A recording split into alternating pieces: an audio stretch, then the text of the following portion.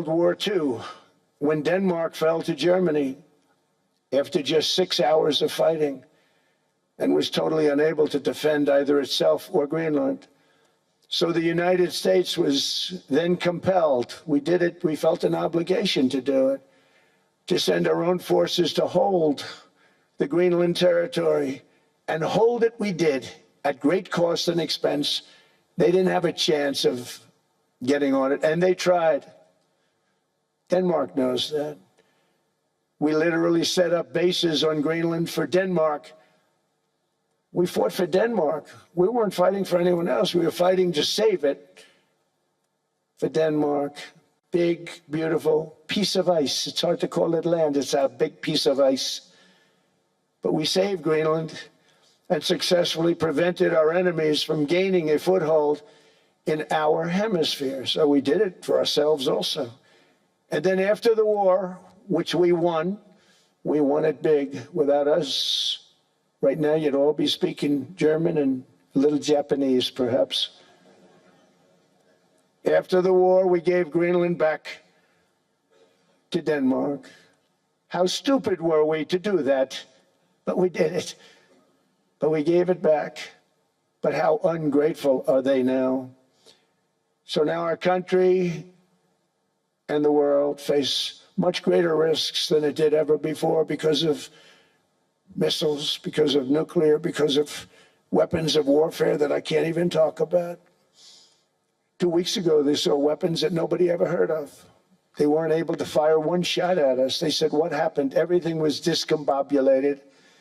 They said, we've got them in our sights. Press the trigger, and nothing happened. No anti-aircraft missiles went up. There was one that went up about 30 feet and crashed down right next to the people that sent it. They said, what the hell is going on? Those defensive systems were made by Russia and by China. So they're going to go back to the drawing boards, I guess. Greenland is a vast, almost entirely uninhabited and undeveloped territory. It's sitting undefended in a key strategic location between the United States, Russia, and China. That's exactly where it is, right smack in the middle. Wasn't important nearly when we gave it back. You know, when we gave it back, it wasn't the same as it is now. It's not important for any other reason, you know, everyone talks about the minerals. There's so many places. There's no rare earth, no such thing as rare earth. There's rare processing, but there's so much rare earth. And to get to this rare earth, you got to go through hundreds of feet of ice. That's not the reason we need it. We need it for strategic national security and international security. This enormous unsecured island is actually part of North America on the northern frontier of the Western Hemisphere. That's our territory. It is therefore a core national security interest of the United States of America. And in fact, it's been our policy for hundreds of years to prevent outside threats from entering our hemisphere, and we've done it very successfully. We've never been stronger than we are now. That's why American presidents have sought to purchase Greenland for nearly 2 centuries. You know, for 2 centuries they've been trying to do it. They should have kept it after World War II, but they had a different president. That's all right. People think differently. Much more necessary now than it was at that time, however. In 2019, Denmark said that they would spend over $200 million to strengthen Greenland's defenses. But as you know, they spent less than 1% of that amount. 1%, there's no sign of Denmark there. And I say that with great respect for Denmark, whose people I love, whose leaders are very good. It's the United States alone that can protect this giant mass of land, this giant piece of ice, develop it and improve it and make it so that it's good for Europe and safe for Europe and good for us. And that's the reason I'm seeking immediate negotiations to once again discuss the acquisition of Greenland by the United States, just as we have acquired many other territories throughout our history, as many of the European nations have. They've acquired, there's nothing wrong with it. Many of them, some went in reverse, actually, if you look. Some had great, vast wealth, great vast lands all over the world. They went in reverse. They're stuck back where they started. That happens too. But some grow. But this would not be a threat to NATO. This would greatly enhance the security of the entire alliance, the NATO alliance. The United States is treated very unfairly by NATO. I want to tell you that. And when you think about it, nobody can dispute it. We give so much and we get so little in return. And I've been a critic of NATO for many years. And yet I've done more to help NATO than any other president by far, than any other person.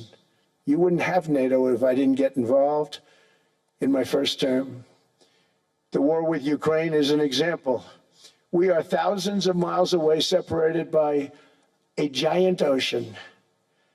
It's a war that should have never started, and it wouldn't have started if the 2020 U.S. presidential election weren't rigged. It was a rigged election. Everybody now knows that. They found out. People will soon be prosecuted for what they did. It's probably breaking news, but it should be. It was a rigged election. You can't have rigged elections. You need strong borders, strong elections, and ideally a good press. I always say it. Strong borders, strong elections, free, fair elections, and a fair media. The media is terrible. It's very crooked. It's very biased, terrible. But someday it'll straighten out because it's losing all credibility. Think of it, when I went in a landslide, a giant landslide, won all 7 swing states, won the popular vote, won everything, and I only get negative press. That means that it has no credibility. And if they're going to get credibility, they're going to have to be fair. So you need a fair press. But you also need those other elements. And I inherited a terrible, terrible situation. If you look, the border was open, the inflation was raging, everything was bad with the United States when I came into office.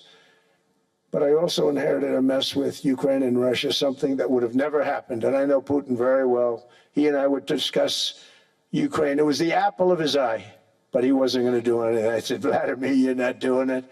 He would never have done it. It was terrible what happened. I could see it happening, too. After I left, I could see it happening.